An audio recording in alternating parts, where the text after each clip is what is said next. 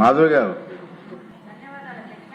కడప నగరంలో 2004వ సంవత్సరంలో కాలేజీ విద్యను అభ్యసించే బీసీ విద్యార్థుల కోసం బాలికల కోసం ప్రభుత్వ బాలికల వసతి గృహాన్ని ఏర్పాటు చేశారు అధ్యక్ష. ఈ భవనానికి 20 సంవత్సరాలుగా సొంత భవనాలు లేవు అధ్యక్ష.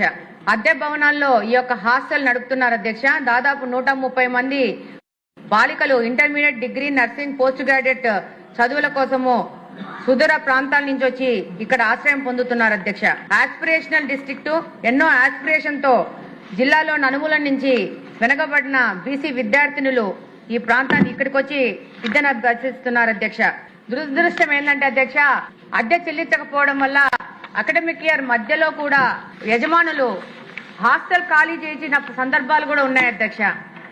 ప్రస్తుతం ఉన్న భవనానికి 5 లక్షల రూపాయల అద్దె చెల్లిస్తూ మళ్ళా కరెంటు బిల్లులు, నీటి బిల్లులు ఎక్స్ట్రా కడుతున్నారు అధ్యక్ష.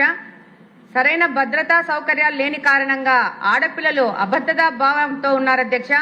సరైన భవనాలు కల్పించి భద్రత కల్పిస్తే ఇంకా పెద్ద ఎత్తున వెనుకబడిన ప్రాంతాల్లోని బాలికలు వచ్చి ఇక్కడ చదువుకునే అవకాశం ఉంది అధ్యక్ష.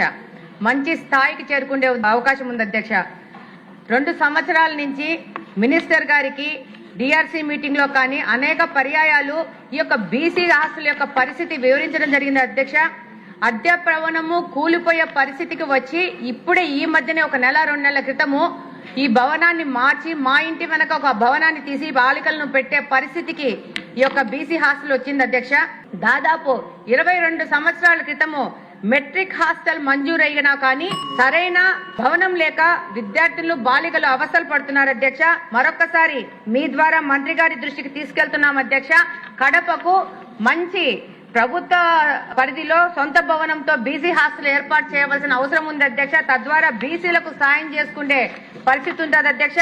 ఒక్కసారి అధ్యక్ష, ఇలాంటి కూలిపోయిన పరిస్థితుల్లో బీసీ హాస్టల్ దాదాపు 10 సంవత్సరాల నుంచి కడపలో ఉంది అధ్యక్ష. బాలికలకి ఏమన్నా ప్రమాదం జరుగుతుందనే భావనలో బీసీ వాళ్ళు ఉన్నారు అధ్యక్ష. కాబట్టి తప్పకుండా మీ ద్వారా మంత్రి గారికి తెలియజేసుకుంటున్నాం అధ్యక్ష. తప్పకుండా సొంత భవనం ఏర్పాటు చేయవలసిందిగా కోరుకుంటున్నాం అధ్యక్ష.